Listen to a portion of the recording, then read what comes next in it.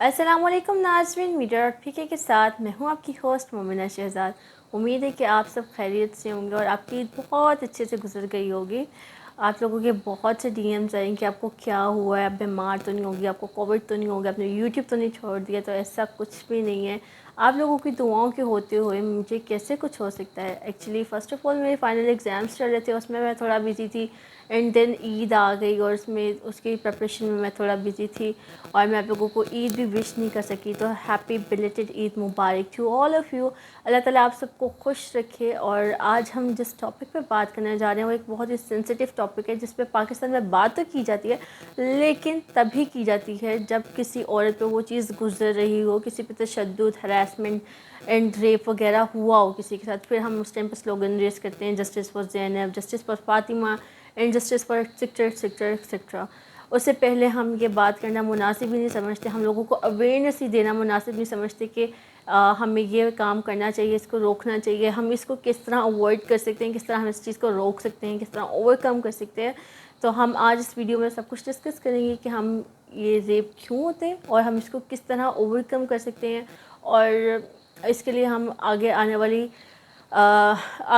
ज़िंदगी में क्या लॉस बना सकते हैं, किस तरह इसको इम्प्लीमेंट कर सकते हैं। तो आज ये सब डिस्कस होगा।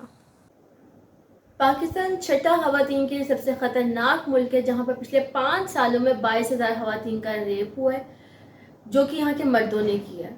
और 20 से 30% केसेस रिपोर्ट हुए हैं, कन्विक्ट 3% हुए हैं, जो कि पुलिस का रिकॉर्ड और इमरान खान साहब का रिकॉर्ड भी यही कहता है कि यहाँ पर इज्जतों का मसला आ जाता है। और तो जितने केसेस होते हैं उतने रिपोर्ट नहीं होते।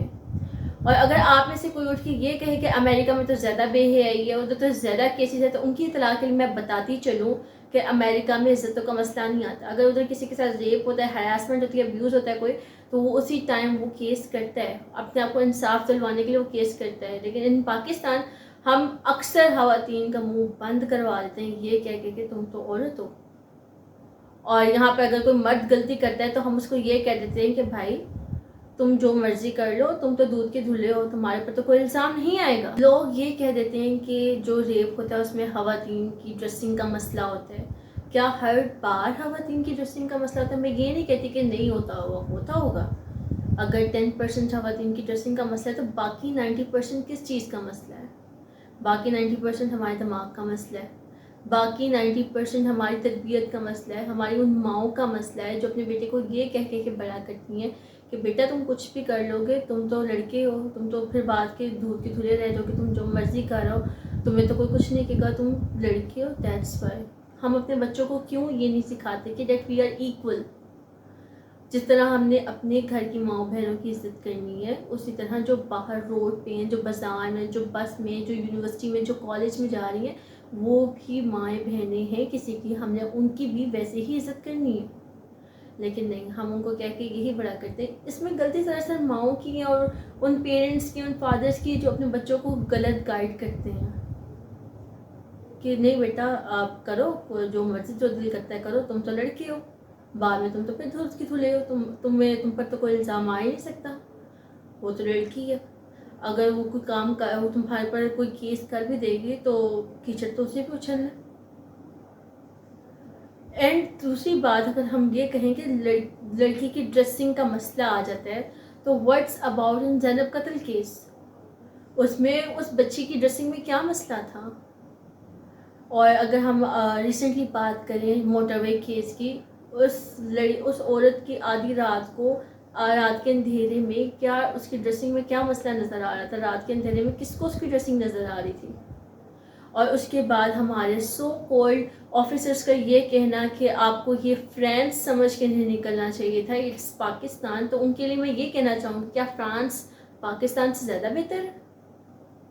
उसके बाद अगर हम रिसेंटली देखें कि एक बच्चे को अब्यूज़ किया गया है इन मदरसा, एक कारी साहब हैं जो उसे अब्यूज़ कर रहे हैं और बाद में वो कह देते हैं कि मैं तो नशे की हालत में था, मुझे पता नहीं चला। ये सब क्या है? अगर हम ये कहते हैं कि औरत की ड्रेसिंग का मसला है, तो कुछ मसला यहाँ पर है। 2015-16 की अगर हम रेशो निकालें तो पाकिस्तान टॉप 1 पर रहा है, जो पॉर्न वॉच करता रहा है, पॉर्न सर्चिंग पे रहा है, वो टॉप 1 पे है पाकिस्तान। تو اور ابھی بھی کچھ کام نہیں ہے، ٹاپ 20 میں جا رہا ہے پاکستان. جب ہم نے یہ سب کچھ دیکھنا ہے، ہمارے دماغ میں گند ہے، تو یہ سب کچھ کیسے بہتر ہو سکتا ہے؟ اینڈ اگر ہم ریشو نکالیں 2019 کی، تو 3000 بچوں کو ابیوز کیا گیا، اور وہ بھی کیسز جو ہیں رپورٹ نہیں ہوئے، اکثر کیسز رپورٹ نہیں ہوئے. اس میں مسئلہ کس کا ہے؟ میں یہ کہتی ہوں، چلے میں یہ نہیں کہہ رہی کہ لائک عورت کی ڈریسنگ کا مسئلہ نہیں ہوگا. اگر 10% اس کی ڈریسنگ کا مسئلہ ہے، تو 50% آپ کی گھر کی تربیت بھی ہے، اور 50% آپ کا دماغ بھی ہے. آپ کا دماغ کیا سوچتا ہے؟ جو آپ سوچتے ہو وہی آپ کرتے ہو. اینڈ عمران خان صاحب کا کہنا ہے کہ 18 ایئرس کے جو بچے ہو جائیں تو ان کی شادیاں کر دیں، انہوں نے یہ لا بنایا ہے. تو میں ان سے یہ پوچھنا چاہوں گی کہ جو مرد ہیں، وہ جو شادی شدہ مرد ہیں، وہ جب ریپ کرتے ہیں تو اس میں کس چیز کا مسئلہ ہے؟ اگر ہم یہ کہتے ہیں کہ شادی ہو جائے تو ان کی ڈیزائرز پوری ہو جاتی ہیں، تو شادی کے بعد جو مرد کرتے ہیں، ریپ وغیرہ کرتے ہیں، ہراسمنٹ کرتے ہیں، ابیوز کرتے ہیں، وہ پھر کیا مسئلہ ہے؟ وہ پھر ہمارے دماغوں کا مسئلہ ہے، ہماری تربیت کا مسئلہ ہے. ہم یہ تو دیکھتے ہیں کہ ہمارے گھر میں جو مائیں بہنیں ہیں وہ ہماری عزتیں ہیں، تو کیا دوسروں کی نہیں ہیں؟ آئی جسٹ وانٹ کہ اگر کسی کے ساتھ ریپ ہوا ہے، لائک ان زینب قتل کیس، ان موٹر وے کیس، تو ہم اس کو سرعام سزا دیں، تاکہ سب کو پتہ ہو کہ ہم نے یہ حرکت دوبارہ نہیں کرنی. اس کی سزا اتنی سخت ہو پاکستان میں کہ کوئی آتا جاتا کسی عورت کو ٹیز نہ کرے، بازار میں، ان اسٹریٹس، ان کالج، ان بس، کہیں پر بھی ہو. شی از اے ہیومن بینگ. اب اس کو ایک الگ جینڈر دے کر اس کو تنگ کرو، it's not a good thing. اپنی تربیت دکھا رہے ہوتے کہ ہماری تربیت ایسی ہوئی ہے.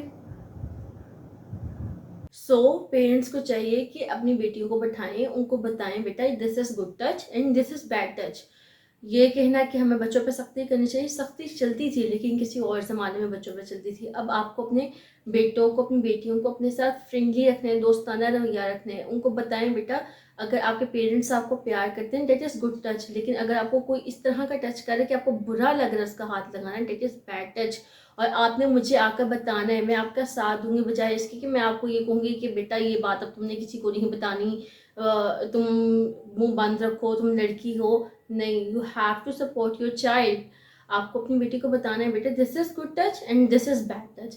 And same for boys. آپ فادر فگر ہے، آپ مدر فگر ہے، آپ نے اپنے بیٹے کو بتانا ہے بیٹا آپ کے جو گھر میں ہے وہ آپ کی عزتیں ہیں، جو آپ کے گھر سے باہر ہے نا وہ کسی اور کی عزتیں ہیں. جس طرح آپ نے اپنے گھر میں رہنے والی عورتوں کی عزت کرنی ہے، اسی طرح جو باہر عورتیں ہیں ان کی بھی عزت کرنی ہے. اینڈ ایٹ دی اینڈ میں صرف اتنا کہنا چاہوں گی کہ ایسے لاس بنانے چاہیے، اس پہ اس طرح امپلیمنٹ ہونا چاہیے، اور اتنی جلدی اور اتنی سخت سزائیں ہونی چاہیے کہ کوئی کسی کو ہاتھ لگانے سے پہلے، کیا کسی کو دیکھنے سے پہلے بھی یہ سوچے کہ اس کی سزا کتنی سخت ہے.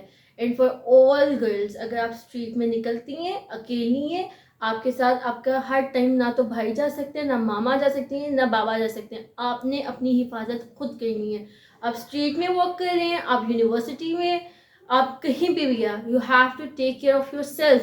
اگر آپ اسٹریٹ میں واک کر رہے ہیں، آپ دیکھیں کہ کوئی آپ کو تنگ کرنے کی کوشش کرے، اسٹریٹ میں ہر جگہ پتھر ہے، اٹھائیں اس کے سر میں ماریں. اس کو پتہ ہو کہ مجھے یہاں سے جواب ملا ہے، میں نے آئندہ سے کسی لڑکی کے ساتھ ایسا کوئی کام نہیں کرنا. You have to take care of yourself. ہر ٹائم آپ کے پیرنٹس آپ کے ساتھ نہیں چل سکتے. ہوپ سو کہ یہ ویڈیو آپ سب کے لیے انفارمیٹیو ہو، اور آپ سب کو اس سے کوئی نہ کوئی معلومات ملی ہو. آپ کو اگر میری کسی بھی بات سے کوئی فائدہ ہوا ہو تو مجھے اپنی دعا میں یاد ضرور رکھیے گا، اور کمنٹ سیکشن میں اپنی رائے کا اظہار ضرور کیجیے گا، لائک کیجیے گا، اور چینل کو سبسکرائب کرنا مت بھولے گا. اللہ نگہبان.